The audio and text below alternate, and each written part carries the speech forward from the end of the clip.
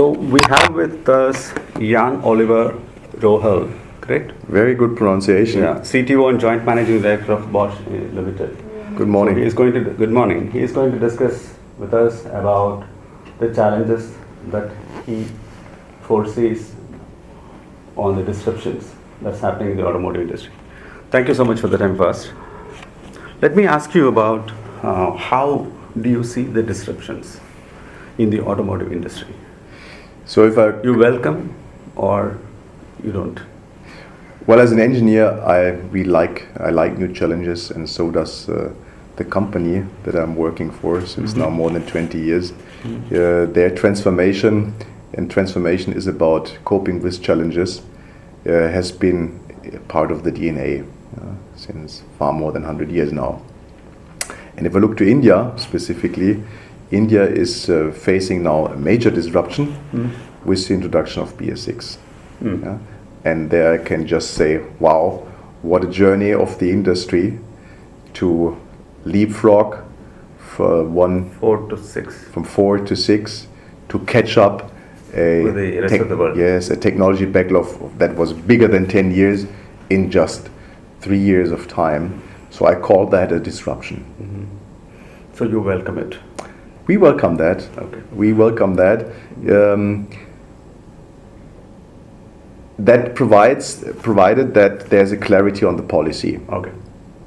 So disruption not to be understood by doing things without having the future of 3 elements in mind, and that is, of course, the economy, that is ecology, and that's finally society. And when it comes to society, it's about employment, it's about employability, it's about getting people prepared for new technologies, and that is, by the way, not only the industry, but it's also the consumer. He has to get prepared for new things. Yeah. But my observation, correct me if I'm wrong, disruptions occur at a very shorter intervals of late, and it's very intense. The damage or the effects that it creates, it's very intense. And I see that exponentially increasing going forward. How do you see, how are you preparing the company to face those disruptions? Look, we have in our vision mission statement, we have 2 big elements in mind if it comes to Bosch. The first is we want to stay the number 1 when it comes to answering questions on mobility. And that is starting, but for sure not ending with the powertrain. But this is everything around what we call PACE. So personalized, automated, connected, electrified powertrain. And electrified doesn't mean necessarily only having a purely electric vehicle. Can be a combination. Can be a combination. Can also endorse synthetic or fuels that are being produced using electricity. And H2, for example, would be such a fuel. So that is the one leg we are standing on. And the second one is we are becoming the IoT company, so the Internet of Things company. And that is not a new mission statement, but this statement is out since years already, which means we are looking into the future, we are projecting ourselves into the future, if you will, and then looking backward to say what needs to happen in the company to get prepared. To get prepared, and that is starting with technology, to prepare for technology. We are a technology company. We are not an automotive company. We are a technology company. And by that, we are in nature maybe a little better prepared than others. Okay. So it's easier for you to face the disruptions, whether it is intense or occur at a short intervals, no problem. I would not say easier, because it's remaining a challenge. Okay. But finally, if you embark on a journey, the journey might be tough for everyone. The question is just how well you are prepared. Do you have the right shoes? Do you have the right gear? Do you have the right weightage on your body? Okay. Yeah? Okay. Do you know where to go? Mm. Yeah? So. But typically, when you say challenges, what kind of challenges you typically see in these kinds of disruptions? First and foremost is the question of the policy. Yeah? Whichever market you address. Whichever market. Okay. Yeah, you have to face the fact that the policy is driving technology. Yeah? This is true for the powertrain. This is also true for the connected area. Connected, it's, for example, questions all around safety and security of data, of having a safe and secure system that you are using. And that is not limited now to the automotive space, but it's also when you speak about smart homes. Yeah? So it's safety and security. And here the policymakers providing standards, providing a clear framework, in an open discussion, in an open dialogue, with the industry players is very much challenged as well. Yeah? And knowing that we are living in a global world more and more, where we have data and goods traveling across the world multiple times, so the standards become more and more a question of a global scale even. Okay. Yeah? So this is a big challenge. Okay. Yeah. Well, when you talked about the connected and IoT, so one challenge that typically everybody talks about is on the the network, the 5G, etc., etc. While the telecom industry is growing at its own pace, the automotive seems to leapfrog. Correct me if I'm wrong. So that the connectivity problem is still, or it is continuous. Because the data, in TBs, in terabytes, the vehicles disseminate, in a period of time. So how do you see? Is there a way that Bosch is looking at this to mitigate this kind of a challenge? You describe it beautifully in that sense that we are not alone. Yeah, we are not alone in the ecosystem, but it's a question that. From where you have to get multiple answers from. So it's the automotive industry, it's the infrastructure being built, it's the telecommunication industry. Yeah? So it's in the space of connected vehicles. Yeah? But we should not fall also into the trap to just say, these questions are getting so big, we don't start providing answers. If you speak about a connected vehicle, this is of course, let's say, not only a question of how well that vehicle can communicate with the infrastructure, a parking garage, which can be a closed lot in itself. So you have options here that you do not necessarily need global standards for. You can have the vehicle itself that is communicating with the individual systems, question of the EE architecture of the vehicle, where we, let's say, combine then the elements of sensing, thinking, so processing, and acting. And that is something that can happen already in the vehicle and making the ride or the driving experience both fascinating, it's making that safe, and it's making it comfortable. Absolutely. One other observation is companies that are not into automotive are getting into automotive with connected, autonomous, etc. Case in point, the oldest one is Google and the latest one is Sony. Sony unveiling a surprise at the CES show 2020. Well, they are leveraging what they have in certain areas and then collaborating with the brick and mortar companies like Bosch, etc., and then assemble it. How do you see this? Do you see this as a threat for companies like Bosch, or it's? Honestly, no. I don't see that as a threat for a company like Bosch. We are not an automotive company. We are a technology company. Okay. So we are collaborating with all the companies that you are just mentioning. Collaborating that can be in a partnership form, that can be also just in a supplier-customer relationship where we provide system solutions at the tier 1, or some of the industry players speak even about a tier 0.5, because the system integration is getting bigger and bigger. So we are, let's say, endorsing that. Okay, that's interesting to know. But still,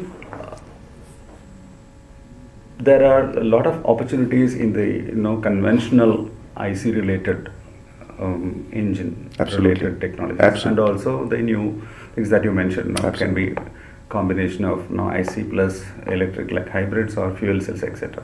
But where do you see the potential in future if you have to decide on one particular technology? So first, there will not be one particular technology. Yeah? We will see a higher variation or higher diversification of the powertrain. Variation or diversification? Okay. If it comes to that. But you beautifully pointed out that also in the so-called brick and mortar ICE domain, we still have huge potentials. Okay. Yeah? And that potential is existing if I take the European state-of-the-art engine, and it's even more existing if I take the engines of, let's say, more emerging countries. Yeah? If I look at India, for example, if I take an average of an engine from 2017, and I compare that with the European engine, we see only on the CO2 side, now between a diesel or gasoline engine, a difference between these two, let's say, markets, state-of-the-art engines, of 15 to 20%. On CO2 side, only coming from the engine. Okay. Yeah. So the potentials are still big there. Yeah. And we should leverage also on these potentials. Why I'm saying that? Because we were speaking about disruptions. Disruptions is a question of policy, it's a question of competence, but it's also making use of what you have at hand and improve, and using that to get prepared for the new technologies. Yeah, I strongly believe that there are enough opportunities in the IC space, because the thermal efficiency has not reached more than 55%. Correct. Correct, and we have a lot of headroom. Correct. So, is it an opportunity, you think, to enhance the efficiency? Yeah, absolutely. No, absolutely. I fully second what you say. Yeah. So potential is here. So we should not ban any kind of technology. Yeah, we should not have a dogmatic discussion, but be open-minded to technology. I agree with you, and I appreciate that now you agree that there's still potential. But what is actually preventing the society at large to go to a new technology which is shifting pollution from one place to the other? I'm talking about EVs. Yes. Rather than developing or building on strengths of the existing technology that's been there for 100 years or more. I think we have to provide solutions for individual use cases, and taking into consideration also the living conditions. Yeah? And you rightly said, to some extent, with an electric vehicle, depending very much on the energy mix, you shift pollution from one space to the other. Yeah? That's well said. But for people who are living in cities, and urbanization is in India inevitable, exactly, and it's just growing.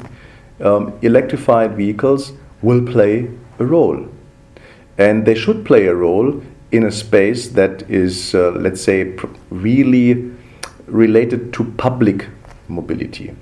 And that can be really public transport, but that can also be related to the big fleet owners, mobility providers. Yeah? So in that areas, I'm pretty sure, whether it's passenger car or good transport, EVs make sense. Okay, absolutely. So now Bosch has talked much about the Industry 4.0, and there are talks about Industry 5.0. Okay, I'm not aware. Here, I was attending a conference in Bangalore, where your headquarters is, and that was on additive manufacturing, and then they were talking about Industry 5.0, where it's not only the machine, but the connected prognostics and beyond. So has Bosch attempted to get involved in Industry 4.0, because you are the CTO?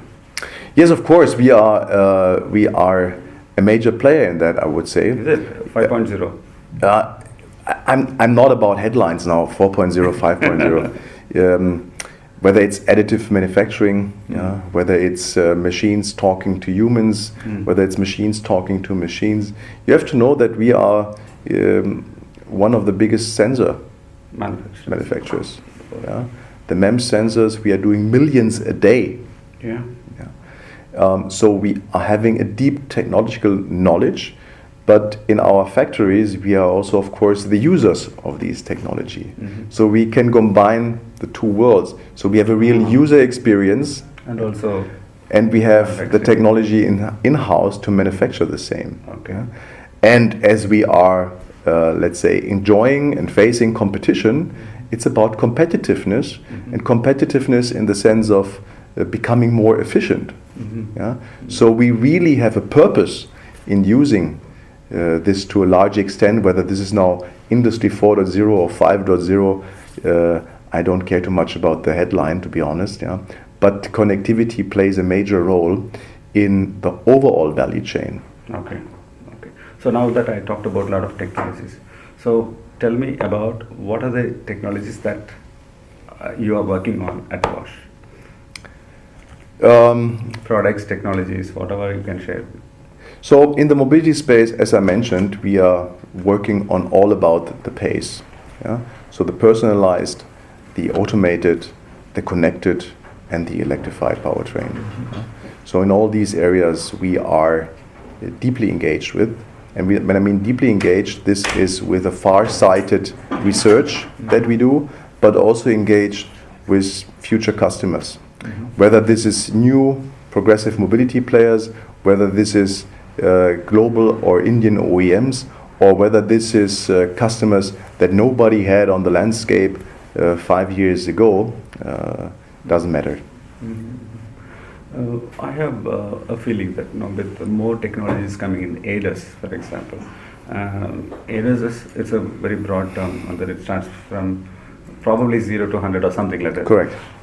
But eventually, these technologies lead the driver to be an inefficient man. It is actually de-skilling, whether it is truck or passenger car. Correct me if I'm wrong. Because it does everything. So what will he do? I would not say that it's descaling the driver, Okay. but if you have the choice to ride a fully automated vehicle, that doesn't mean that you have to do it only, but you can decide still to ride it yourself. So it's not an either or, but assuming that you would like to do something else in your vehicle, you might have a lot of fun riding a fully automated vehicle if it's just bringing you from A to B. On the transport segment, of course, if you look at the cost perspective from a pure business orientation, business point, a driver plays a major role, not so much in India from the cost side, but in European country. He is more or less the number one factor on the operational costs. Yeah? So automating driving makes sense, not to get rid of the driver, but to provide also, let's say, a riding experience to the driver that makes it attractive to work in this domain. That's interesting. Okay, lastly, I would like to know, as a CTO, where do you want to see Bosch, especially Bosch in India, in 10 years?